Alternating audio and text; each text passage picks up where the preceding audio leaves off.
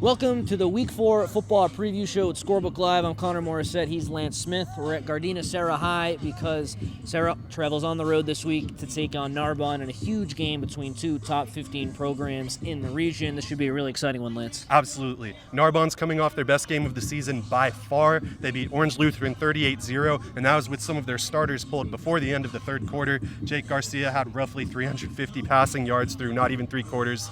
4 passing touchdowns. Narbonne is finally in midseason mode, but Serra's going to be up for the challenge, so this should be a great game. And we'll have more on this one in a little bit coming up at the end of the video.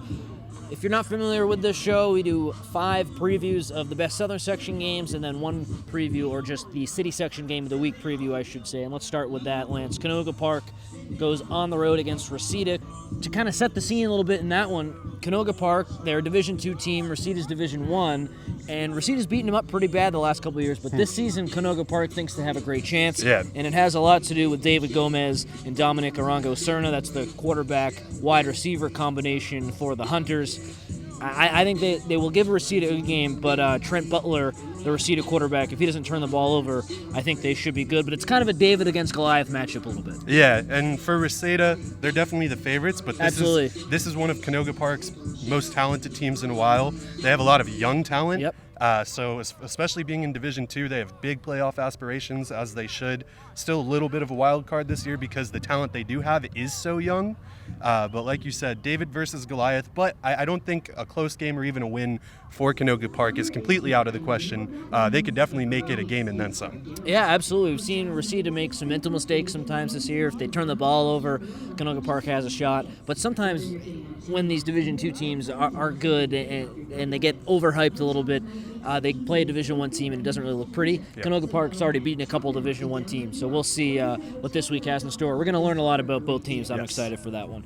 On to the Southern Section. Huge game. Division I Southern Section aspirations for both of these teams. It's Calabasas at J. Serra. I was at this game last year. J. Serra beat up Calabasas pretty badly at home for Seabass, but Calabasas returns pretty much everyone. J. Serra, they got a new quarterback, so the secret is out on Chris Street. I have here in my notes the Cal commit. Everyone knows how good he is based off of what he did last year, so Calabasas will game plan for him. The X factor for J. Serra is junior quarterback General Booty. He's struggled a little bit throwing the ball to begin the year. If Calabasas can upset his rhythm and get him to turn the ball over, they will have a shot. I think he's the X factor for their whole season. Absolutely. I mean, we know what Chris Street's going to do. I think he surpassed 1,300 rushing yards last season. Yeah. This year, coming into the season, the goal, other than winning as many games as possible, 2,000 yards, and that's an even taller order now that everyone knows who he is. I mean, everyone already kind of knew who he was. Now he's really in the center stage. Like you said, Cal commit. So if General Booty's going, then they have the running game and the passing game. When General Booty's off, Chris Street really has to take over, kind of do it a little bit by himself. J. Serra does have a good defense, but with Calabasas, it's an interesting matchup because LaShawn Bell, their defensive end, is so good at stopping really fast, strong running backs. I mean, he can edge rush, but he's also excellent at chasing down whoever is rushing past the yard of scrimmage, even if he has a 5-yard disadvantage. So that's a matchup I'm extremely excited to watch. Of course, Calabasas, we know their offense, Jaden Casey. They got Jermaine Burton at wide receiver. Their other wide receiver, Johnny Wilson. So they have one of the... loaded. Yeah, they have everything they need. Should be an evenly matched game and very exciting. Yeah, I think the fact that it's at J. Serra definitely helps them, and that they won last year will give them an edge as well. But Calabasas will have revenge on their mind. Staying in Orange County, Edison on the road against San Clemente. Jack Cossack, he was a hero last week for Edison as they beat San Juan Hills. They were down big in that game. They come back to win 24-17. He had a crucial pass breakup and was in coverage in their final play for San Juan Hills, and it was ruled out of bounds, so he was great. He will have to stop Nick Billups, the dual-threat quarterback for San Clemente. San Clemente is undefeated. They've only played San Diego teams, so we'll see how they fare against Southern Section opposition. And you've seen Edison, Lance. They beat up on Carson. They're 3-1, a close loss to Orange Lutheran. Lutheran is their only defeat, but they look great against Carson. Yeah, like you said, the only loss they had was to a Trinity League team, and even that was surprisingly close, very close game, 17-14. They beat up on Carson. They're big on both sides of the ball. They have two really good running backs, Mateo Leao and Mike Walters. Both of them are close to 200 rushing yards this season and a few touchdowns. Their defense looks good, sure looked good against Carson. They're not the fastest team, but they're fast enough to hang, and they are big and strong. So I think Edison has a good shot to turn some heads. San Clemente is 4-0 this season. 3 of those games have been against San Diego teams. Frankly, none of their competition has been on their level, so they are 4-0. But we haven't really learned that much about them yet. Their wins have mostly been defensive games. They're a great defensive team. Whether or not they're going to be able to put up 30, 40 points against D1 and D2 teams, so far that's going to be the question going into league play this season, going into this game. So they have the talent to win. They're probably the favorites, but Edison has seen some good teams, so I think they might have that edge for just having seen better competition so far this season. Speaking of Orange Lutheran, you mentioned them earlier, Lance. They play Vista Marietta in a big Division 1/2 game. Olu was beaten really badly by Narbonne. You were there last week, 38-0. RJ Regan's the player to watch for them. But really, I don't think anyone had a good game in that one against Narbonne. And then for Vista Marietta, of course, Raquel Wagstaff, running back, he has had a great start to the year. He's the player Orange Lutheran needs to key in on. Yeah. For me, this is like a Division 2 playoff game kind of preview. Absolutely. I think both these teams probably won't make that D1 spot, or one of those D1 spots, I should say, and this is going to be like a playoff kind of environment, a good Division 2 team. I think both these teams are pretty evenly matched. Yeah, Vista Marietta, they're coming off I think it was 49-28 loss against Norco. Norco's an exceptional team. They're a Division 1 team, I think. Yeah, so I think that's going to help them against Orange Lutheran, who's very good but not on Norco's level. And they were at least able to make a game of that, keeping it within a couple scores and having it go down to late in the second half. Vista Marietta has a good defense, and then Orange Lutheran, they have a good running back, Cooper Vanderhill. Even though they couldn't really get much against Narbonne at all, he was still doing what he could. I think he rushed for well over 100 yards against a Narbonne team that, for the most part, had Orange Lutheran completely clamped down. So if he can go off for a big game against Vista Marietta's really strong defense, Orange Lutheran they might have the edge, but it's another game that could go down to the wire.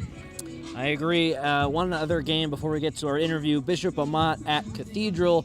Damian Moore powered Bishop Amat to their last win over Chino Hills last week. They were without him the week prior and barely snuck by a good Paramount team. Yeah. So can Bishop Amat's defense stop Chad Johnson Jr. and Darius Wallace, the two great receivers that Cathedral has? We saw Cajon beat Cathedral, Lance, earlier in the year, but Cathedral's a good team. I think this is going to be pretty close. Bishop Amat, I know they have Damian Moore, but they haven't really had the greatest start to the season. I think Cathedral's going to definitely challenge them, and this will come down to the fourth quarter. Both teams are pretty good. I agree. I'm going to give Bishop Amat the edge, especially because of what we've seen from their defense for most of the season. Ethan Rodriguez is having a really good start to the year. He's a great edge rusher, and when we saw Cathedral lose to Cajon, part of their problem was up front, being a little smaller and slower at the line of scrimmage. I think that's going to be a challenge for them against Bishop Amat, and it's not just Ethan Rodriguez. Their front seven goes pretty deep. Okay, to wrap up this week's show at Serra Gardena High, we have LV Bunkley, a wide receiver for Serra. LV coming up against Narbonne. You guys got to keep that undefeated season going. I'm sure that's in the back of your mind. Coach Altenberg said, 1 week at a time. This week is what matters the most. How's this week of practice been going in preparation of a huge game? Practice has been going real live. I've never felt so much live, and it's like really intense. Everybody's going for everybody, just trying to get better.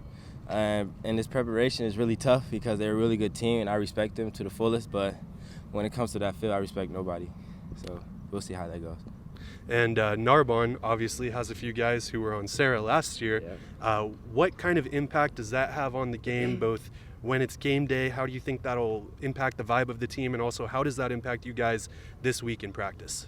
Well, we lost Mason. That's a strong corner. His brother at SC, they're a family. But I feel like they do what's best for them. And like I said, when it comes on the field, there are no friends, no family. It's only war. Losing to Narbonne in double overtime last year surely leaves a bad taste in your mouth. What needs to happen this year to flip that result and get a win? We just need to execute, and the loss last year was tough. Even my sophomore year when I started, it was still tough. Lost in the field goal, but I feel like we just didn't execute.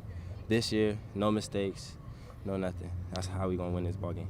And you know what Narbonne does. They're stacked defensively. They have a great defensive line. Their linebackers are both hard-hitting and very fast and can rotate to the secondary, and then they have an amazing secondary. So against a team that's not only great but so fast defensively, what are some of the things that you guys are going to do to not let them do what they want to do on the defensive end?